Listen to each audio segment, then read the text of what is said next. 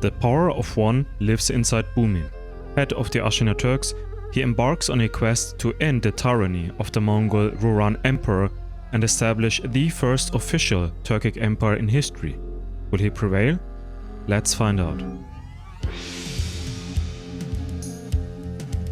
Hello everyone and welcome back to the Khan's Den podcast, where we explain and analyze ancient Turkic and steppe history. You can listen to all episodes on Spotify, Apple Podcast, and on the official Khan's Den YouTube channel.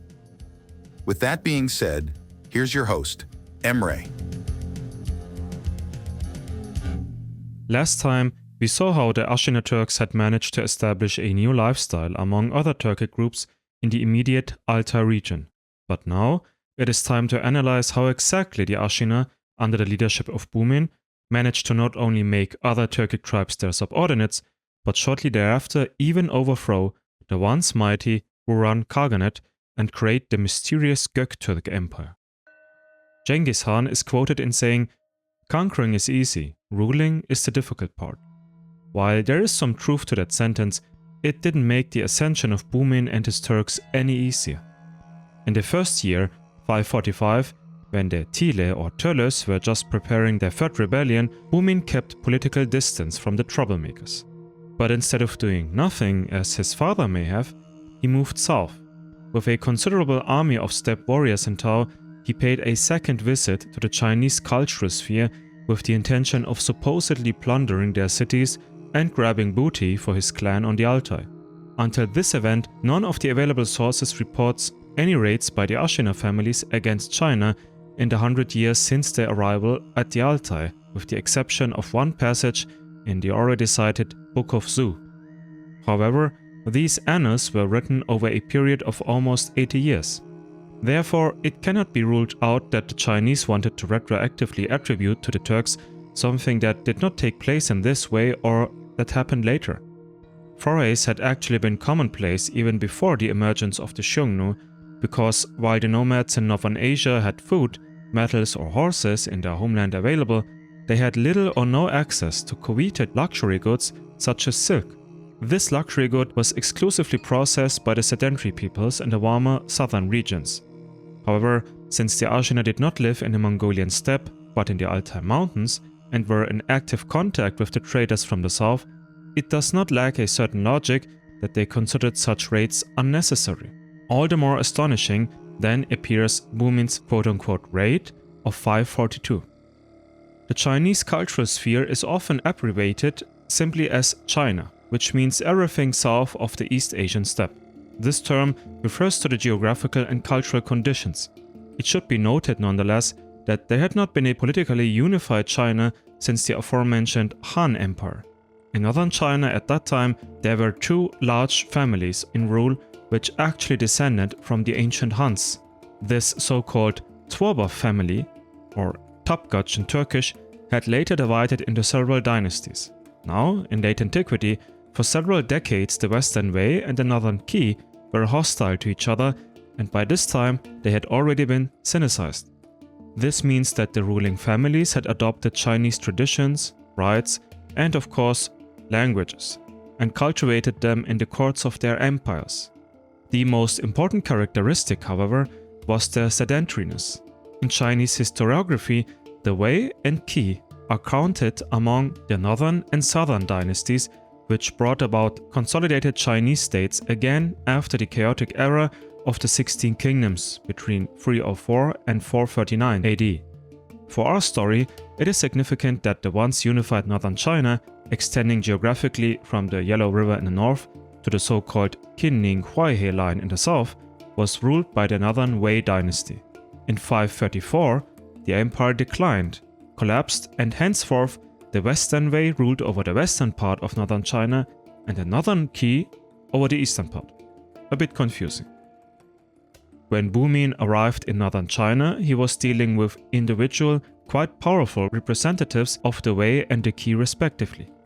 We should just keep in mind that both families were of Hunnic or Turkic origin and flanked by the Ruran to the north and northwest. Interestingly, Bumin sought out the territory of the Wei, as it was geographically closest, perhaps logical. He had by now increased the prestige of the Ashina within the Ruran Khaganate, maintained an acceptable relationship with Anagui, and dared without remorse to invade Chinese territory, capture valuable goods and retreat back to the steppes. Or so it seemed. The Chinese, as the sources tell us, took the danger from Bumin seriously. To forestall his campaign, a certain Yu Tai was sent on a diplomatic mission by the Wei Emperor. Tai was the chancellor of the Wei, a kind of supreme official who could also act as commander-in-chief of the army thanks to certain political powers. He sent a certain Nanai Banda, a Sogdian from Bukhara, to the Altai. Nanai Banda's goal was to establish trade relations with the Ashina, both to stop the incursions and to allow economic profit for the Wei. Because the Wei were well aware of the large number of weapons and armaments produced by the Ashina. Moreover, probably the most important commodity that the Turks could have sold was traded in the form of horses. Based on these accounts, we can assume that Bumin had invaded Wei territory at least once and then retreated. So Bumin accepted Nanai Banda and agreed to his proposition. And this decision should not be surprising to us. After all, trading with the Wei allowed him to get his hands on valuable Chinese silk without detours by, say, Sogdian traders who would demand certain prices and without the need to go on costly plundering campaigns every year. From a geopolitical point of view, Bumin may have provoked this deal. But what if the Ashina wanted to gain the Wei Empire as an ally in the fight against the Ruran from the very beginning? This is pure speculation on my part, of course, but it does seem a bit unusual for a semi-nomadic clan to make such a deal with a sedentary empire in such a short time and without pre-existing relations. Moreover, since the Tölös were preparing their rebellion meanwhile and Bumin had demonstrably learned of it beforehand, we can assume that he reported this rebellion to the Wei. Why?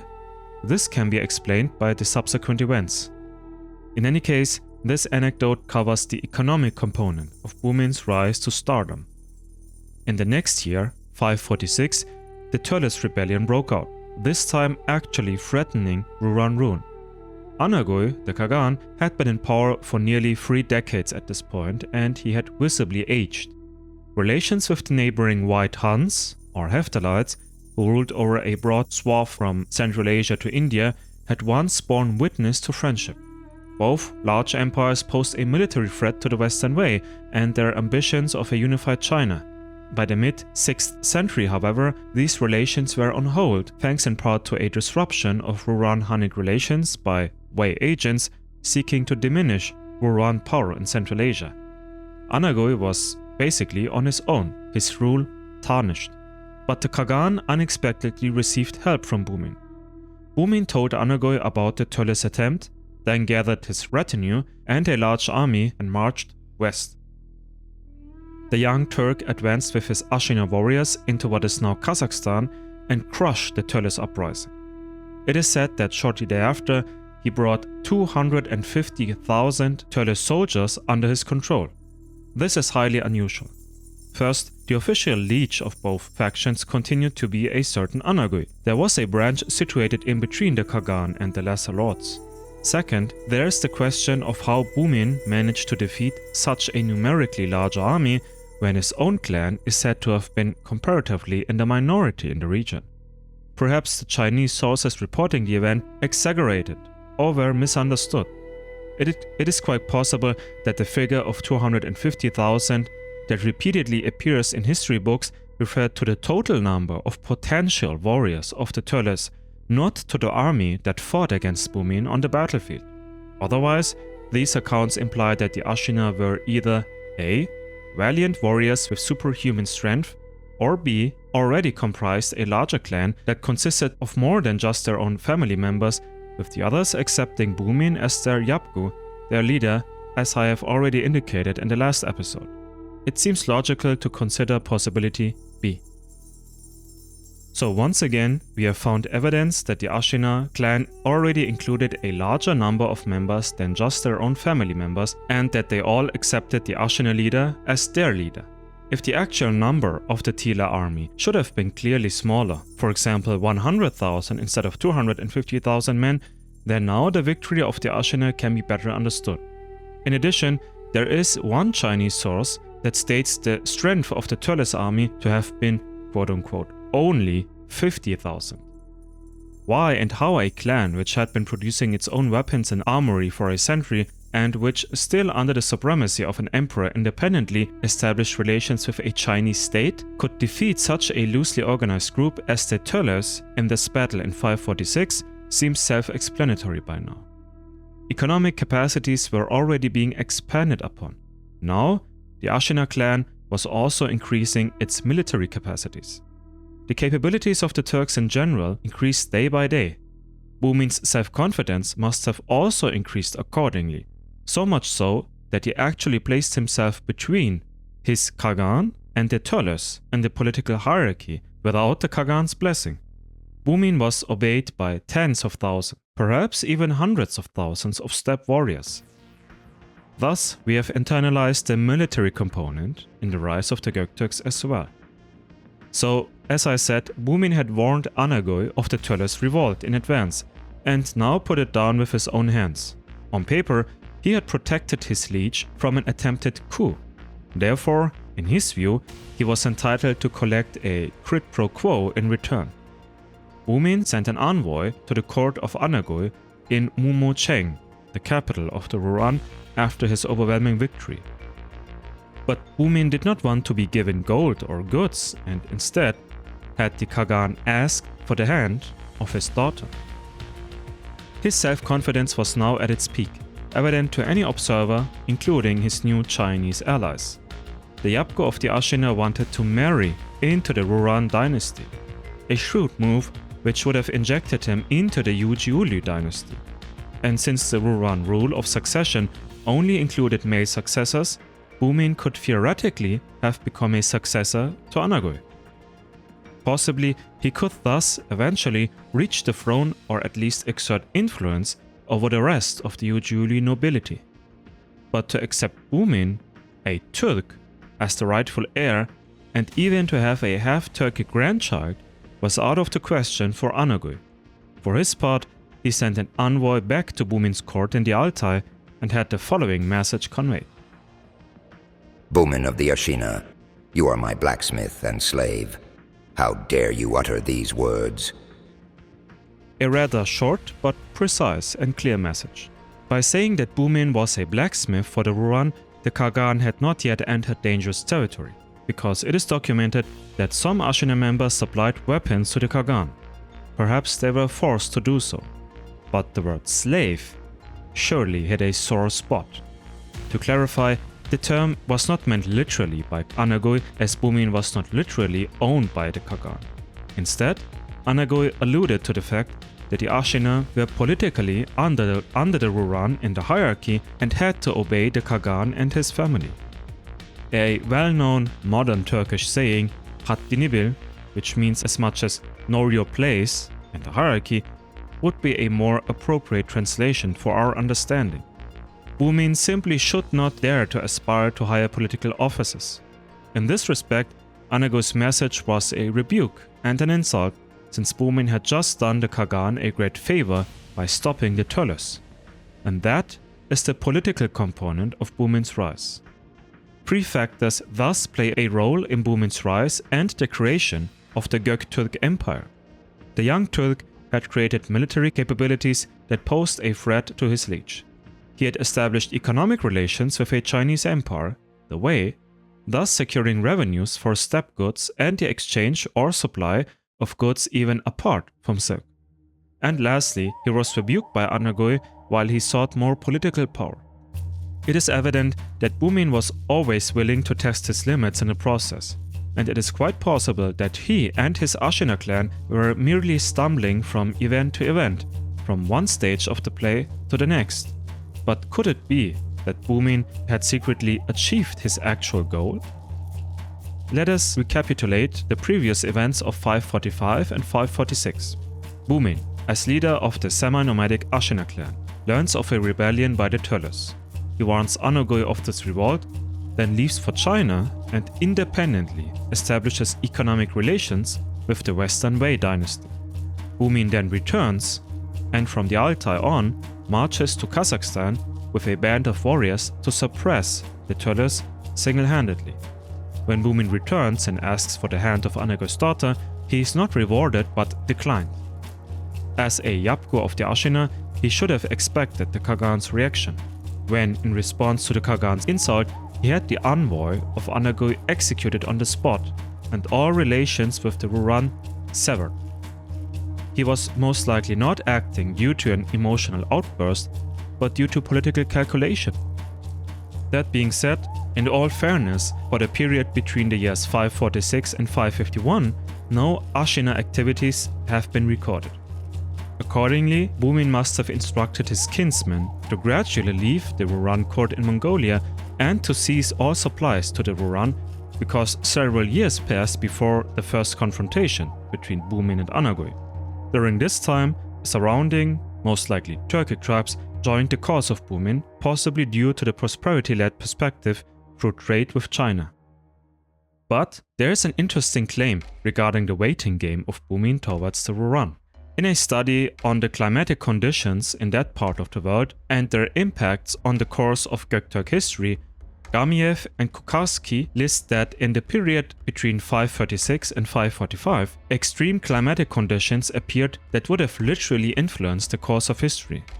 Since the nomadic societies of Eurasia had rarely, if ever, accumulated food and fodder, climatic catastrophes meant socioeconomic ruin, a disadvantage compared to the sedentary peoples who could save and store their harvests for the bad days.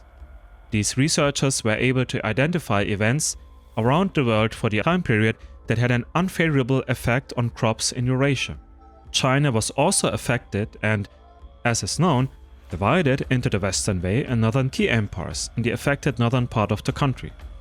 The steppe peoples further north could have made political use of this fact, but they had to wait for the normalization of food supply and cattle breeding. Therefore, it can be assumed that Bumin waited to attack Anagoy in order to be able to mobilize his forces logistically as well. This would explain the absence of any records in the otherwise precise Chinese chronicles. The next recorded event then took place in 551. Remember, a few years earlier, the Western Wei had approached the Ashina and established economic relations. Now, Bumin sent a diplomatic mission on his part to the court in Chang'an, the capital of the Western Wei. There, the envoy asked for a marriage on the part of Bumin with one of the princesses of the Tuoba dynasty. If the Ruran would not bequeath him a wife, he would have to look elsewhere. And not surprisingly, Yuwen Tai, as chancellor of the Wei, granted Bumin's request. Tai dispatched Changle, a young daughter of the emperor, to the Altai. The marriage between Bumin and Changle took place on June 17, 551. The Wei emperor died shortly thereafter, and Bumin, now officially allied with the Wei by marriage, sent 200 well-bred horses from the Eurasian steppe to the Wei court as a token of sympathy. Which emperor Princess Changle's father was, however, is disputed. In 551, Emperor Fei, and after his death, Emperor Gong ruled over the empire. However, Changle's name is not recorded under either emperor. It is also not known who her mother was. Could Changle have been the daughter of a lower nobleman who had agreed to the marriage in agreement with the emperor? Since the Tuoba dynasty of the Wei did have Turkic origins, the Ashina-Wei alliance could have consisted of much more than realpolitik. Thus, Broussais summarized the situation as follows.